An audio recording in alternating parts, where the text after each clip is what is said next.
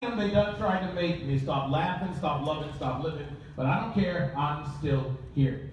Now, you can shout out the answer. What is an oyster capable of making? Pearl. And what's the most important ingredient for the oyster to make a pearl? Sand, right? So all my life, that's what I thought too. And then last year, I started looking at the story a little more closely, and I realized I missed something important.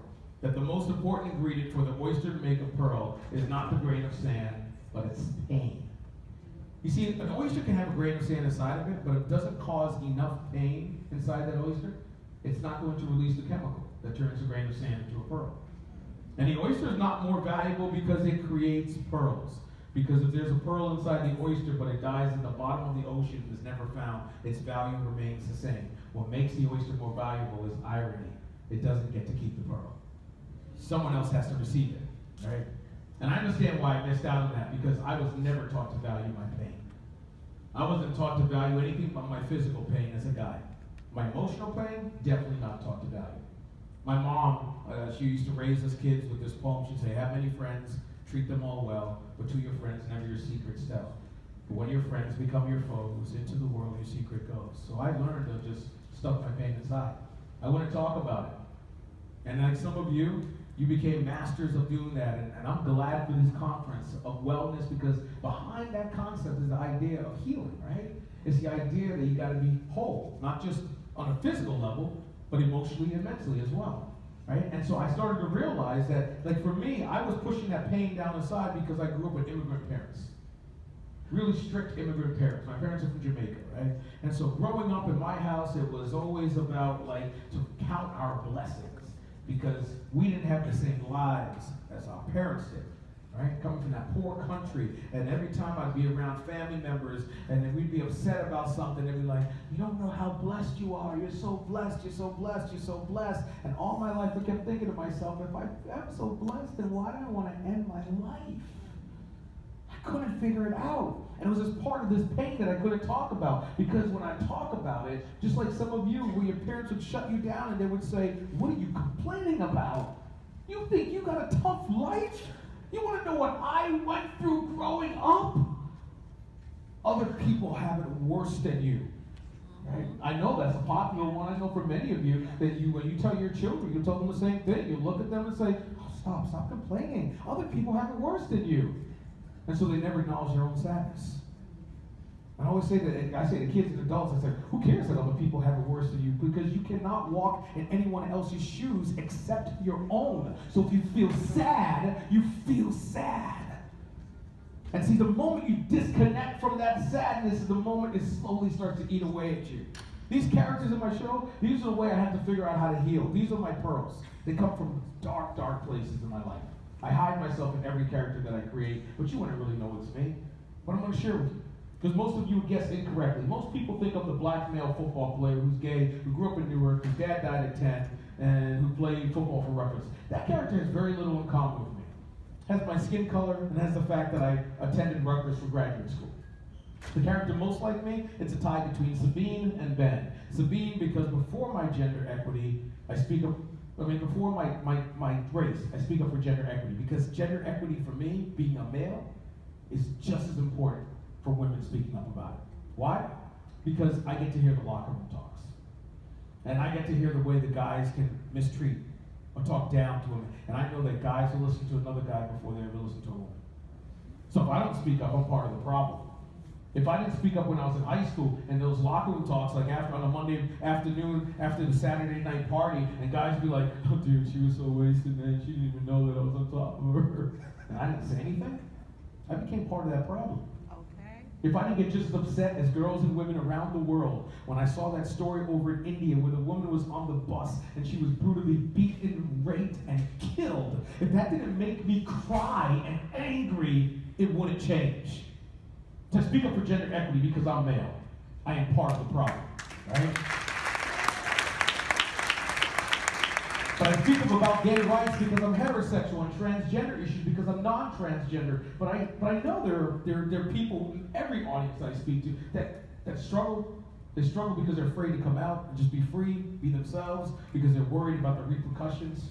And the ones who are out always worried about how people are going to interact with them, or the way people generalize them, I love gay people, right? And so I realized that I have to give voice to it because I have to let people know that it's not just the people who belong to the group that gets oppressed, but it's the people who are attached to the oppressors who need to speak up as well. But when I talk about depression and anxiety, I am not joking around. Depression is one of my oldest friends. I've had clinical depression since I was 8 years old. And I talk about my mental illness because we often just hear the story of mental illness being that of a guy flying a plane into the side of a mountain or someone shooting up a school, right?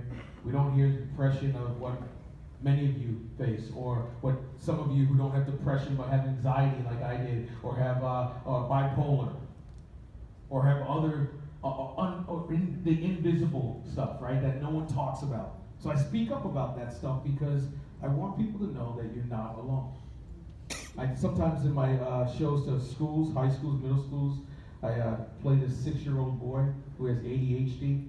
I don't have ADHD or ADD. I have this thing called ADD-OTB. It stands for Attention Deficit Disorder. Oh, there's a bird. All right, so I was called the fat kid in elementary school, and I was called the fat kid so much, I thought that was part of my identity. Being called the fat kid, the fat kid, the fat kid. Well, by the time I got to middle school in 8th grade, though, I started wrestling, so I started dropping weight. And in 9th grade, the damage had been done. From 9th grade through college, I hid my eating disorders. And that's the part guys never talk about. We're not supposed to have eating disorders. That's a girl and a woman problem. But I remember clearly in 9th grade, one day before a wrestling match, I was 6 pounds overweight, and my coach was angry. He was yelling at me. He was like, "How are you going to lose 6 pounds in a day?" And I was like, "Don't worry about it, coach. I'll lose the weight." He didn't know my secret. And I had to drop 7 pounds in a day, even today. I got the recipe memorized now, though. 3 shirts, 1 sweatshirt, jump rope, spit, run for 3 to 4 hours, don't eat any food. If you get thirsty, place a rock in your mouth that keeps alive, and you drop 5 in a day, you float 2 overnight. So the next day I'm 7 pounds lighter. My coach said, "That's discipline," but now I'm starving, right? So what do you do after you weigh in? You don't eat, you binge. Large pizza, bag of Cheetos, large Gatorade, down within 20 minutes, 30 minutes before the wrestling match, take the bucket in the restroom, eat, purge. Doesn't matter if it's male or female. And I didn't grow up in the hood. I grew up in a place called Toms River, New Jersey, down by the shore. I was one of 8 black kids in a school of 2,000, so I didn't fit in on a racial level. But I fit in there. Like where I didn't fit in, it was very obvious. Black urban neighborhoods where I'd visit my cousins, and within minutes their friends would be like, "Yo, man, why do you sound white? Oreo cookie, man." I didn't dress like other black kids. I had a mohawk my sophomore year of high school. Hated basketball growing up. What? And I could tell you about rap songs because I did rap battles, but I could tell you more about Ozzy Osbourne, Led Zeppelin, AC/DC, Marilyn Manson, Slipknot, Korn, Five Finger Death Punch, My Chemical Romance, and of course, Journey. Right? And academically, I took accelerated classes, so that disqualified me as being black enough because I did well in school. But I played football. I loved football. So that was the part I could identify with the alpha males because I played a sport that was violent like football. And I played football from 8 years old into graduate school, played pickup games. 6 years ago, watching football on a Sunday afternoon, a guy got hit real hard. He passed out on the field. Eventually he came through. He was carted off into the ambulance. I started having a panic attack. First time in my life, shaking. Heart was racing. Kept hearing this metal sound just ringing in my ears. Palms sweaty. I walk out of that sports bar. I go back the next week, panic attack again. Next week, panic attack. I didn't know what was going on. So I stopped watching football completely for 3 years. But after 3 years, my friend Mark, he's a clinical psychologist, and he works part-time for the New York Giants. He asked me 2 questions, and one of them I never thought about. He goes, "Mike, what position did you play when you played football?" And I was like, "I was a running back." And then he asked me, "Why do you think you like playing running back?" And I blurted it out. I was like, "I love getting hit." He's like, "Why would you like getting hit, Mike?" I was like, "Because that's why people play football." He's like, "No, people play football to hit other people or to score touchdowns.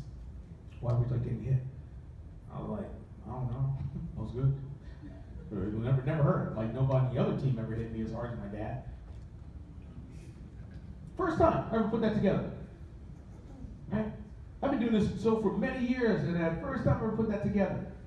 That what I was experiencing in the field was something very familiar to me because of what I experienced at home, and that metal on metal sound were flashbacks of growing up in my house, and my dad would be upset at my brother and myself. He'd go over to his dresser drawer, he'd pull it open, and the metal would clink against the metal. And the next sound would be the sound that made me real panic because it would be the jingle in my father's belt, and the 350-pound man that I would call Dad would come beat his boys. And then I was that kid who was taken advantage of by the neighborhood kid, and I didn't have a word for that either. It was just some weird experience. He was a friend of mine. His name was Dan. But Dan was 16 and 17 when I was 11 and 12. And every time I hung out with Dan, he would do these weird things and just say, don't tell anyone, I could get in trouble for it. And my mom raised me to keep secrets, so I would never tell. So we moved away from Massachusetts down to New Jersey. I've never seen Dan a day again. But 10 years later, I'm in college.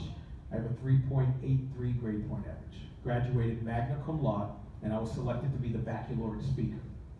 But my professor of this counseling class has written a bunch of stuff on the board, and she says, please pay attention, class. It's an extremely sensitive topic, but I want you to look at everything I've written on the board. These are warning signs. So if any of your clients are acting out like this, they have trauma.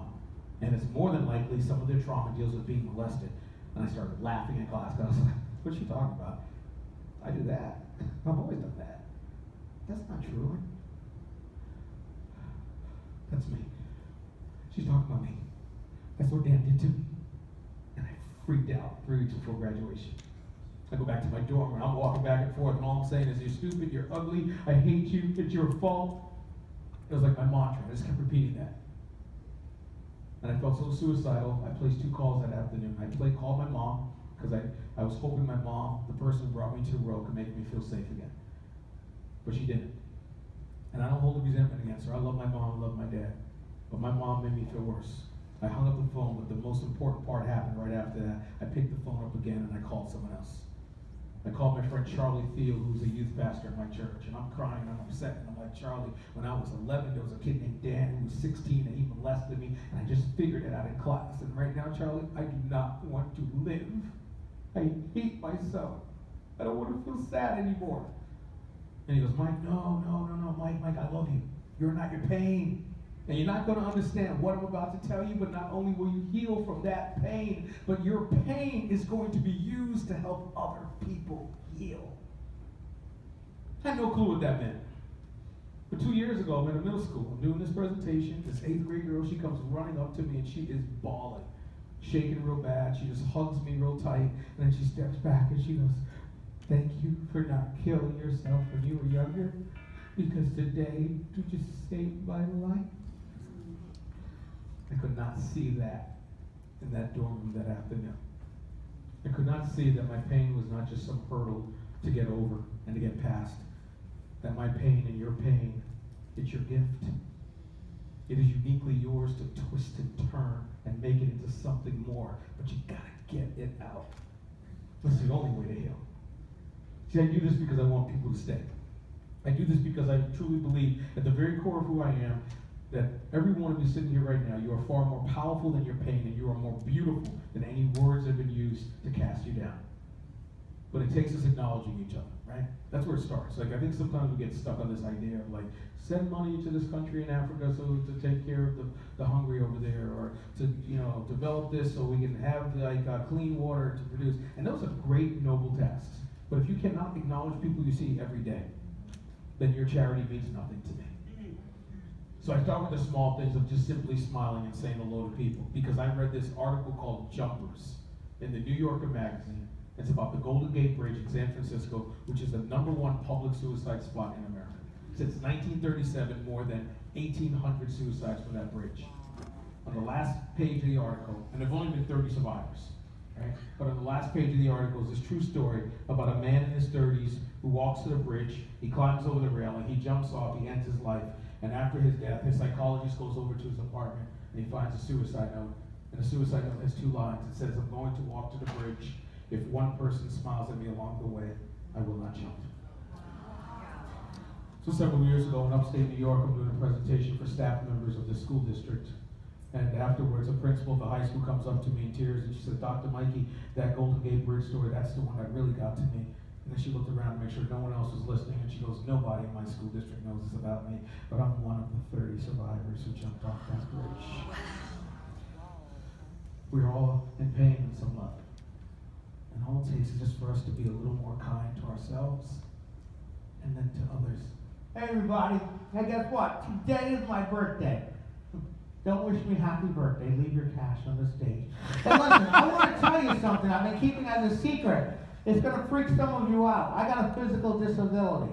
Shocking. It's called cerebral palsy, CP. But I'm not a disabled person. And my name is not the guy who's in the wheelchair. My name is Peter Gould. I'm a normal guy. I wake up in the morning. I'll shock you one more time. I get dressed. Whoa. I like to go to movies. I like hanging out with my girlfriend. And I love playing practical jokes. Nobody sees me as a prankster. I'm a good prankster.